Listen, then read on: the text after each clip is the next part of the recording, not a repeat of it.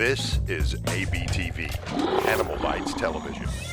For animal lovers, by animal lovers.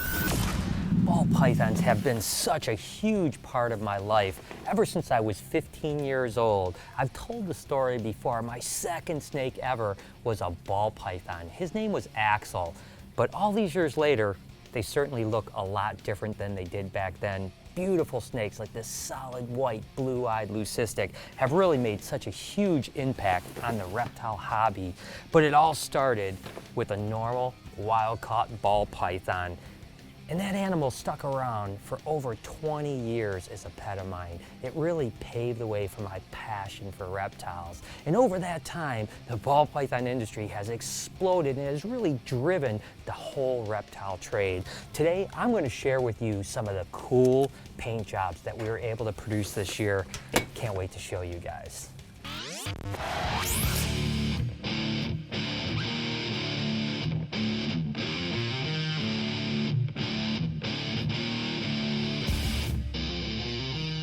Really, over the last 20 years or so, the ball python market has just been incredible. I remember when there was just really albino and piebald ball pythons, and they weren't even proven genetic. Now there's hundreds and hundreds, maybe even thousands of different color morphs. It's such an exciting thing to be involved with, and it's cool that we were able to be a part of the onset of the entire ball python world. It's just an honor to have some of my animals now so common out there with so many different peoples. I've told the story once that I was in Tokyo, Japan, and walked into a pet shop and saw a pinstripe ball python for sale. I thought, that animal was a descendant of one of my babies. How cool is that? And talk about cool, this is a really cool animal too. This is a chocolate banana ball python. Now, we were lucky enough to bring in the first chocolate ball pythons back in the late 90s and prove them out to be co-dominant with, of course, a super form. And everyone knows the banana story. They've been around for about 10 or 12 years and are absolutely gorgeous, starting out at over $50,000. Now they're under $1,000 and pretty affordable, but what a gorgeous snake. Albino clowns are a double recessive mutation. Both albino and clown are recessive mutations, which means when you breed them together, you get double hets, breed those together, and it's a 1 in 16 odd to produce the gem of an albino clown. Cinny lesser bees are a triple mutation. Of course, the Cinny and lesser are co-dominant, and the spider is dominant. Enchi lesser bees are one of my favorite mutations. The Enchi is co-dominant, the lesser is co-dominant, and of course the spider is dominant. What a gorgeous snake. Lesser specials are an allelic animal, which basically means when you take a lesser and a special, you pop out this gorgeous snake. It's very related to the crystal ball python if you replace the lesser with a Mojave. Pastel ghost yellowbellies, what a gorgeous animal. A pastel is co-dominant, the yellowbelly is co-dominant, and the ghost or hypo is recessive. You combine these three genes to make this stunning animal. Wow, this sterling lesser is a stunner, isn't it? What it is a super pastel cinnamon lesser. I tell you what, when this thing hatched, it blew me away. This fire bee is a triple mutation. Both the pastel and fire are kind of an enhancer gene, making things beautiful, and of course the spider is an awesome pattern. This is a fire spinner blast, a 4-gene animal. It has pastel, fire, spider, and pinstripe in it.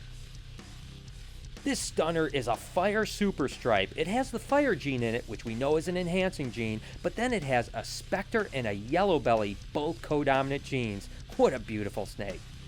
Really, with ball pythons, it's almost endless. You can add as many paint jobs or genes and just continue to get more and more complex. Sometimes they get a little bit muddled, so I'm personally a guy that really likes 2 or maybe 3 genes, but every now and then a 4th gene can really make an animal pop. This happens to be a Bongo Lessor pinstripe, and I absolutely love it. Now, the Bongo gene actually just has been out of West Africa for maybe 2 or 3 years, so it's still pretty sought after, and it's a co-dominant mutation, meaning that there's a super form. That's really awesome. And of course, we know the lesser gene also has a super form, which is a blue-eyed Leucistic. Along with that, we've got a Woma that's dominant and a pinstripe that's dominant. That makes for one awesome animal. Now this pastel sugar may not be an earth-shattering gene, it's just a pastel and a sugar, both codominant genes, but I tell you what, ever since Morton Rice produced the first one several years ago, it's been one of my favorite mutations. This is a Motley bee, which is a spider genetic stripe. The spider is dominant and the genetic stripe is recessive. It's not something that you see very often, and I truly love it.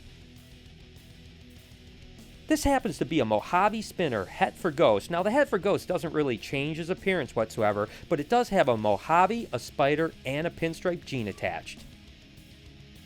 This is a 3-gene animal, a ghost Mojave bee. The ghost being recessive, the Mojave being codominant, and the spider being dominant. This is a pastel nuclear pinstripe. It's called a nuclear because Mike Wilbanks tagged the Fire Lessors as a nuclear gene, and of course this has a pastel and a pinstripe gene attached, so this is a 4-banger and it truly is gorgeous. We were fortunate to produce the first gold dust ball pythons. It happens to be a super mahogany, which is called a suma, and a spider. It makes for a really cool looking snake. I tell you, I really hit the odds on this one. This is a fire pin superstripe, which means that it has a fire and pin gene as well as the allelic specter and yellowbelly. I bred this animal and had a 1 in 32 chance of producing it and nailed it the first time. This is a pastel crystal, and we talked about the lesser special earlier in the show. This is basically a similar animal, meaning that it's allelic between the special and Mojave gene, and then, of course, the pastel gene just cleans it up a little. This is a 3-gene animal, but these 3 genes together make for a stunning snake. It's a pastel, a fire, and a yellowbelly.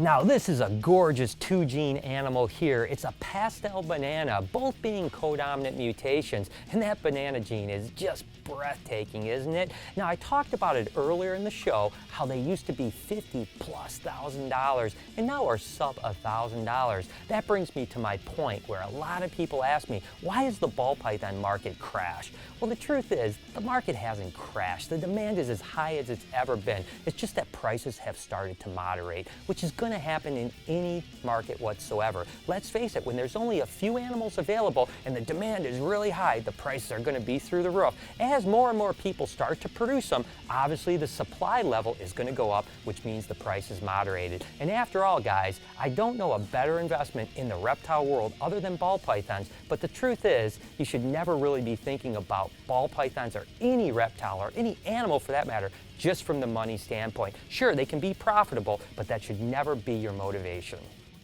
This is a caramel albino spider. It's just a 2-gene animal, but the caramel albino is recessive, so whenever you're making a recessive codominant mix, it takes a little bit of luck and a little more time. I really like this snake. I was so happy when we hatched out. This is a super pastel cinnamon Woma. The cinnamon and the pastel are both codominants, of course the pastel being the super version, and then of course the Woma is dominant. This animal has a close spot to my heart. It's a super Lori ball python. We proved this mutation out about 10 years ago, and it's just a gorgeous pattern and color mutation. Here's a 4-gene animal, an Enchi Woma Kingpin. It has Lessor and Enchi, which are both codominant, as well as the Woma and Pin. But when you put Lessor and Pinstripe together, they call it a Kingpin. Man, I'm really loving the Bongo gene. This happens to be a Bongo Kingpin, which is just basically a Bongo, a Pinstripe, and a Lessor. But man, I tell you what, that combination kicks some butt. This little beauty here is a Bongo Lessor. This happens to be the first mutation that the Bongo was bred into, and it certainly wasn't a disappointment. This is a mouthful, guys. This is a chocolate GHI Woma Lessor Pinstripe. That's right, it's a 5-bang animal, the chocolate and Lessor being codominant, as well as the GHI, and the Woma and Pin being dominant. Now, the GHI actually stands for gotta have it, and in this case, you definitely gotta have it. This is a Ghi Jigsaw. My favorite Ghi mutation happens to be a Ghi Mojave. This one just has a pinstripe gene attached to that. Now, pastel superstripes have been around for a while. It's a pastel gene that's codominant, bred to a specter and yellowbelly. But man, every time I produce one of these guys, I can't imagine a snake being much prettier. One of the things that's really been amazing about ball pythons over the last 2 decades is the surprises that come up. There was an animal that was brought in probably about 10 years ago that was called a Toffee ball python. Now, it was a beautiful animal in its own right, and it's recessive, but the big surprise was when you bred a Toffee to a normal albino, you got beautiful snakes like this. They're called Toffinos. Now, it's an allelic animal, meaning that both the albino and the Toffee both share a protein on an allele, meaning that when you breed them together, you don't get hets for one another, you actually get a visual animal just like this, a beautiful Toffino. Now, what's interesting is that they're born and they look just like an albino ball python, and within 1 to 2 sheds, all of this purple starts to come out. It's just shocking, and they just get better and better with age. This is a 3-gene animal, both Fire, Pastel, and Mojave. They call them Firefly Mojaves. This was a good odds animal here. I bred a chocolate pin to a banana spider, and I hit a chocolate banana spinner. It's pretty cool. This is a stunning animal. It happens to be called a purple passion, and it's much like the super stripe, but in this case, it's a phantom bred to a Mojave. No matter how many mutations are out there, sometimes the simplest ones still blow you away. This happens to just be a pied ball python, a single gene recessive animal, but I tell you what, you can't beat a pied. The white ball python was always the holy grail of ball pythons. Now they've become pretty affordable, but this black-eyed leucistic, which is a super fire, is still a stunning animal. This certainly was an awesome animal to hatch. This happens to be a ghost queen bee yellowbelly. The ghost gene is a recessive mutation. There's a pastel gene, a lesser gene, a spider gene, and a yellowbelly gene. That's a lot of genes to hit on one snake. Now this is a pretty cool silvery snake. It's a silver streak Woma ball python, which is a super pastel, black pastel Woma ball python. I don't think anyone in their wildest dreams could have imagined that in the last 20 years there would be such an amazing amount of paint jobs of beautiful ball pythons. Even something as simple as this super stripe is just something I could have never dreamed of when I was playing with my normal ball python Axel when I was 15 years old. It's been an amazing run, and the truth is, it's just beginning. I'll probably never outlive the last mutation of ball pythons to be produced. When my grandkids are playing with ball pythons, they'll still be producing stuff that I could have only dreamed of. Take a look at this lemon soul sucker. Now, a soul sucker is a hidden gene Woma lesser. This happens to be the hidden gene Woma lemon or het russo. Both of those are in the lesser complex, meaning that they'll both produce blue-eyed leucistics when bred together, but when you do the lemon soul suckers, they certainly look a lot different than the normal soul suckers. What a beautiful animal. Again, guys, if you're ever thinking about getting into ball pythons, whether it is as a pet or to breed it, these are amazing animals, and I hope you enjoyed just looking at a small spattering of the animals I produced this year. For this week's Reptile Report, we'll be highlighting crested geckos. Go ahead and check out the URL down below or click on the link in the description. So there it is. I hope you guys enjoyed the show. And although the ball python market has cooled down, they're still king in my eyes. They get the most response whenever I post a video, comment, or Instagram or anything. And speaking of that, you can follow me over at SnakeBytesTV on Facebook and Twitter, and SnakeBytes.tv on Instagram. Until next week, you've been watching Snake Bites. Hi, I'm Peter Birch, an Aussie bloke who loves wildlife. My respect for nature started when I was a young boy in rural New South Wales. Since then, it's exploded into an obsession.